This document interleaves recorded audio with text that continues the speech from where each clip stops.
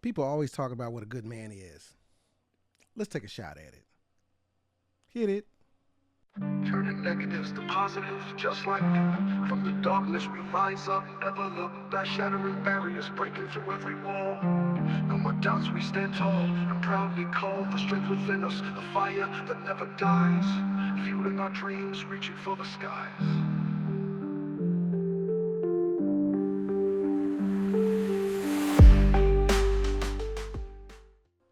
What a good man is. There is no solid list of what a good man is. We argue about it all the time here online. A good man would do this, a good man would do that, a good man would do this. We have watered down that position so bad that nobody wants to be a good man because it almost sounds like a simp. So let's define what you want a good man to be. Gentlemen, what is a good man to you? So back in 2010,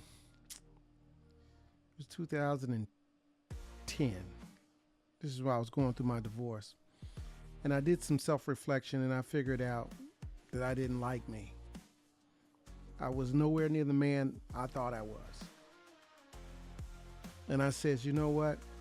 You can't handle this, Paul. You can't. You're doing it wrong. You've been doing it wrong for, by that time, over 15 years. You've been getting it wrong. So I had to come up with something, right? I had to tell myself who I wanted to be. And I used certain words to say who I wanted to be. And then I had to study those words to figure out, was I thinking the right thing about the words that I said I was going to be? One of the words I said I needed as a character, as a trait for myself is integrity. Integrity is doing the right thing when no one else is looking. I did that for work, but I didn't do that in my personal life. So I wanted more integrity inside of my bowl of character, right? My next word was I wanted to be honest. I wasn't honest. It's not about being honest, not being honest with other people. I had to be honest with myself. That took a lot too. I had to study what honesty was.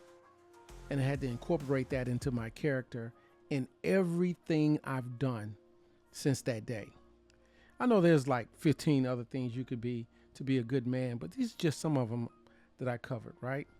My next word was happy. I did not know what happy was. I had happy moments. And normally those were connected with pleasure, and that was connected to either sex or alcohol. So was I really happy then? No. I had to find happy within myself. And that was one of the tough things right there, because when you come from a world of chaos and you've been doing chaotic things, happy is very temporary. Because just like when you get high, when you come back down, everything you went through is still right there waiting for you. So even though some people don't do drugs, they still have medicine. Me, sex was my medicine. So in having sex, then at the end of the day, I'm right back where I was. Another thing I had to be was teachable. I had my ways of doing things. They weren't the right way. They were a way. They were a way that I decided that I would need to survive, right? How to move, how to make decisions based on my understanding what decision making was, or having the freedom to make my own decisions.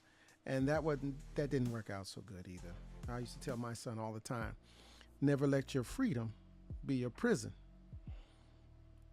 And that was one of the things I had to understand is, be teachable so people can show me things, show me the right way to do things, show me another way of doing things to get better results. And I wasn't doing that because I was just winging it. And no one wanted to correct me. Look at the stuff on the wall. I'm one of those guys that can do whatever you wanted me to do and achieve it at a high level. I needed to learn that people need to teach me a new way of doing things, like communicating, conflict resolution, kindness, that what love is. I had to learn. So being teachable has really helped me to go to other people and gather some more information and read some information too, so I can keep going. I wanted to be a good man. I'm a good man now. And it feels really good, and it's making me happy. And the last thing, I wanted to be lovable. I wanted people to love me for who I am, not for what I could do for them, not for what I bring to the table, but in that bowl of characteristics. I wanted them to love me for everything that I've created within myself. We spend more time becoming things from reactions to life instead of proactively designing the life that we want. We allow those things, those trial and errors, and those negative things that happen to our life to build us, to make us stronger, tougher, smarter, and all those things.